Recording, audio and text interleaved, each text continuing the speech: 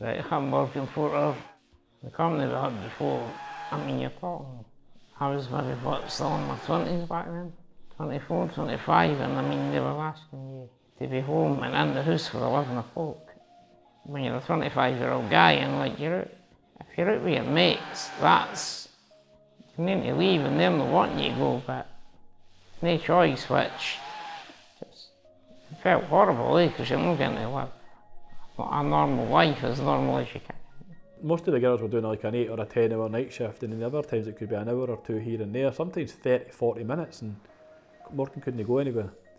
I think it felt really limited then.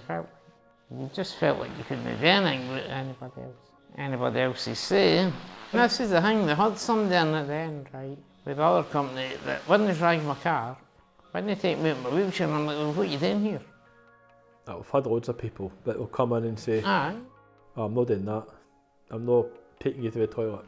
Morgan would say, I didn't want that certain person. Well, unfortunately that's the only person I've got, so you need to take them. But I'm not comfortable with that person. At points it could make you feel low and slightly angry because you weren't getting to do what you wanted. Plus you felt like they were always watching your like every move, because they'll do like phone them to make sure you could go out and do stuff. Eh? If Morgan wanted to go to Falkirk, allowed to drive to Kincardine Bridge and then phone for permission to go for her. How can the woman in the office who's looking after 20 or 30 people decide what's best for Morgan? She didn't know who Morgan is. She only hears the name Morgan and sees the money coming in for Morgan and paying the staff for Morgan, but she doesn't know what Morgan's needs are. Morgan didn't ask to be born like this, so for somebody to tell Morgan he can't do a certain thing because he was born different for you and I, that again is completely and utterly wrong. Morgan should be allowed to do whatever he likes, car shows, go to football, but go back 8 years, we didn't know what we know now. So I think having people like Emma, Violet, and all these different teams that can empower you and help you, and what the word I'm looking for is to probably educate you to what you can and can't do.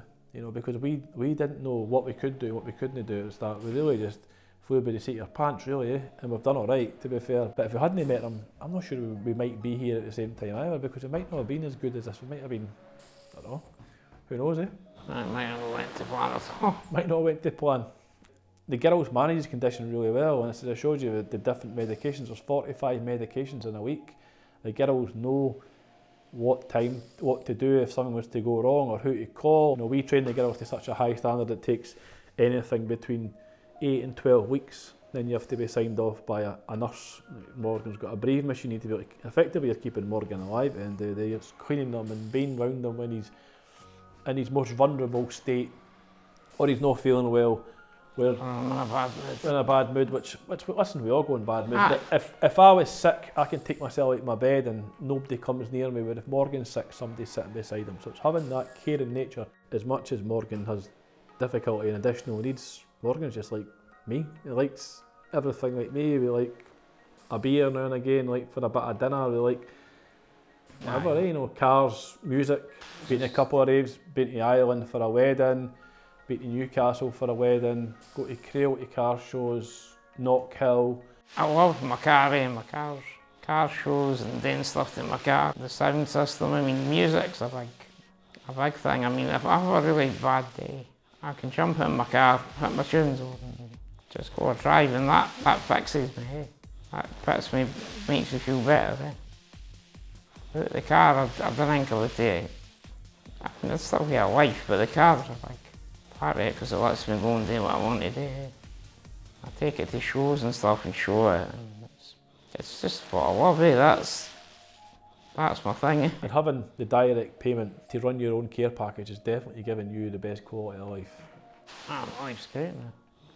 A lot better than it was for that, like. Basically just being able to be responsible for myself and be myself, and I'm chuffed and happy to be able to live my life and do as I please. When I please, basically. Derek is this up, you know, as a moot, then I wouldn't get to do what I do anyway, so they run it so that I can do what I want to do. Let me be happy, really. It's a huge responsibility, but when you see Morgan fit and healthy and smiling, then, you know, I don't think there's anything better in the world. I've got a tear in my eye now, but I didn't cry, so being able to control your own package whether it's your friends, your family, your mother, your sister, your kids, and be able to see somebody be happy, and I keep saying, be Morgan. Like, Morgan is a person, Morgan's not just an object or whatever. Morgan is a person. That's what everybody needs to remember when they're speaking about Morgan. There's Morgan there. Have a look at him and then decide what you want to do next.